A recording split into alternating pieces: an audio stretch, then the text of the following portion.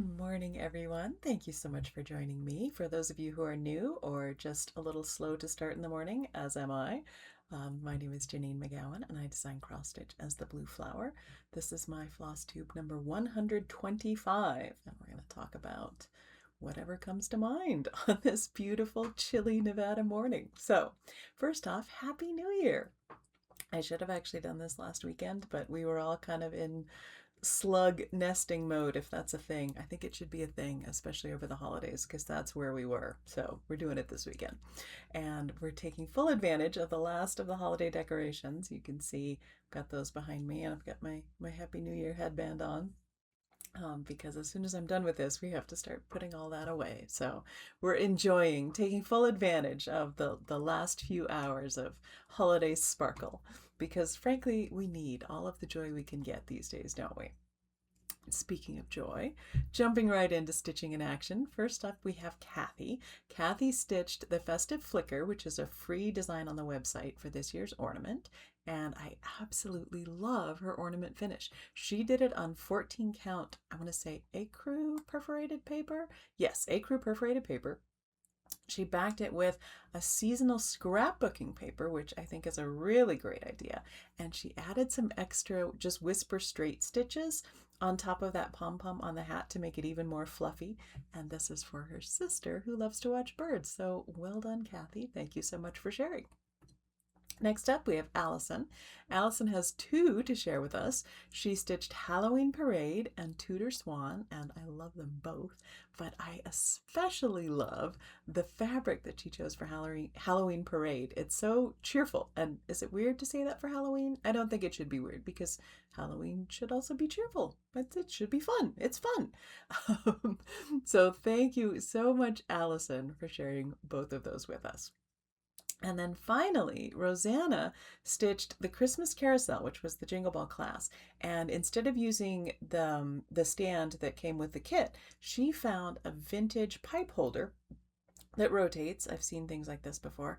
And she finished it and then added some little, she said they were domes or little beads from Michael's that hang the ornaments on, and finished everything together. It looks wonderful. Since it had 9 slots, she added Festive Flicker in there to take up one of the extra spaces.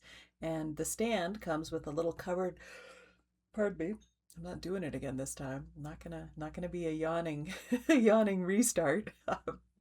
The stand has a glass jar in the middle for storage with a little cover. So I love it. I love the way it came out. I love the creativity of repurposing this pipe holder, and fabulous work, Rosanna. Thank you so much for sharing that. As always, if you've stitched a blue flower design, I would love to see it. Drop me an email. It's info@blueflowerstitching.com. What I'm stitching, I'm actually doing all model stitching right now, but that's almost done. And I was able to make some more progress on Cicada's Song. I didn't finish it by year end, not surprising, but I did get the border all the way done. And I'm on to that big flower basket motif on the bottom. It had a specialty stitch called for in the basket, and I tried it. I can't remember the name of it offhand, but I wasn't a big fan of the way it was coming out for me, so I switched to something I think is called the Leviathan stitch, and I did really like the way that came out. So I went with that for the whole basket, and then I had to immediately switch off into model stitching, which I've been doing nonstop for most of the break. So I'm almost done though. The next week will be a frenzy of finishing models and getting those photographed and off to the printer, and then I can get back into personal stitching again. So I'm looking forward to that. On to Stash Spotlight. Today I have this tiny little elephant pincushion. This is just a vintage lusterware pincushion. I think these are made in Japan. They're not expensive. And I love them. I love them. I pick them up when I can find them. I have a little bit of a thing though about a lot of these vintage lusterware pin cushions where you end up sticking the pins actually into the animal, into their head or into their back, and I can't do it. I just can't. I know it's not real, but I still can't do it. But this little elephant has a basket. I can stick the pins into a basket. Although this basket is a little bit worn, I don't know that the fabric's going to hold up forever, so I may swap that out at some point and give him some new fabric. But anyway, this is my little elephant pincushion. I just love him. He's so cute. So that's today's Stash Spotlight. On to World Around. This time it is the mountain bluebird, and I love these. They've been showing up in our local bird group in the photos. I haven't seen them at our house yet, and I don't know that we will. We're not quite exactly where they like to be, but they're so beautiful. In the winter, they group together in flocks, and so you can see just these pings of bright blue in this kind of dull, muted winter landscape, and it's just they're stunning. They're out hunting for berries right now, especially juniper berries, any other native berries that they can find. They're very common in the West. They like open space and not a lot of trees, so they don't need a lot of trees for nesting, even though they are cavity nesters. They like higher elevations, so they're essentially coming down to lower elevations where we are right now to forage during the winter. And I know we're a fairly high elevation for a lot of people, but they do adapt well to nesting boxes provided by people and some human habitat, so that's good. Despite their beautiful blue color, that striking color, the feathers don't actually have any blue pigment. They're covered with cells that reflect all of the light except blue, and so that's why they look blue. I'm gonna have some more coffee here, so I'm staving off the yawn. They have two types of songs. In the morning, they chirp, and then through the day, they have a longer melodic song that they sing. They eat about 12% of their body weight every day, which for a 200-pound person would be the equivalent of eating 24 pounds of food every single day. During the spring and summer, the nesting season, they eat primarily insects and arachnids, but also a lot of berries and fruits. They're unusual in that they can hover while they hunt. So they don't need to dive down from a tree. They can actually hover in the air, which is why they're so successful in open habitats with not a lot of trees. So they can hunt in meadows and savannas and prairies and a lot of the open sagebrush habitat, things like that.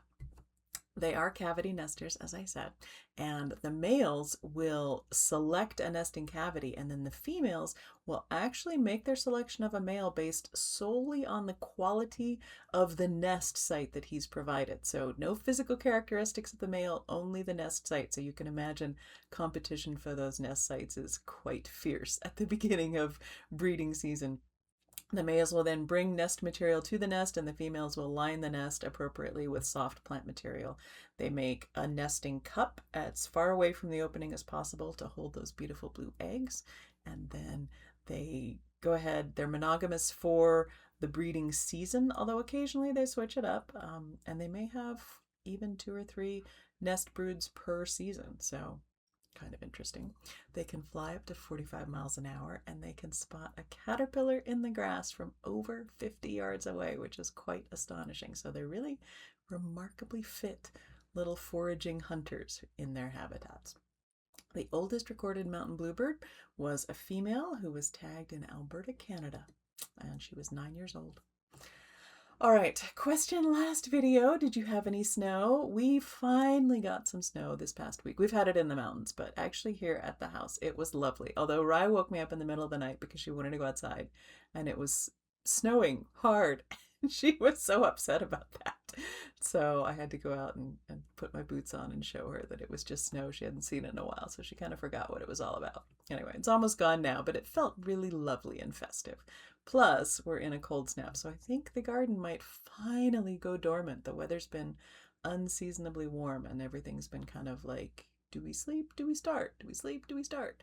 And I think this would finally tip them over into sleep for a little bit. So, question this video, are you stitching winter? I was kind of curious. Obviously, this time of year, I'm all about spring and market prep, and so I was wondering, do you still stitch winter holiday stuff? Do you stitch spring? Do you stitch whatever you feel like? Drunk with power, woo! So I wanted to hear from you what you like to work on. Best thing this video, we went down to the art museum over the break and we saw the ichthyosaur exhibit. That's the Nevada state fossil, for those of you who remember. It was so much fun. It was delightful. And I think, surprisingly, I had 2 favorite parts. One, they had a whole wall where they had created like a light, just with pinpricks of light, what the size of an ichthyosaur would have looked like. And you could kind of get a sense of the scale of it moving through the ocean. But then at the very end, they had a whole room, and it was toys of prehistoric creatures. And so you could see just even little plastic toys over time, how they've changed the way that they depicted a particular thing, you know, a saber-toothed tiger or a T-Rex or whatever. And it was so interesting to see over time how we've shifted our perceptions of all of these different creatures. So that was a really interesting thing for us to do. And I got to thank my husband and son for going down and doing it with me.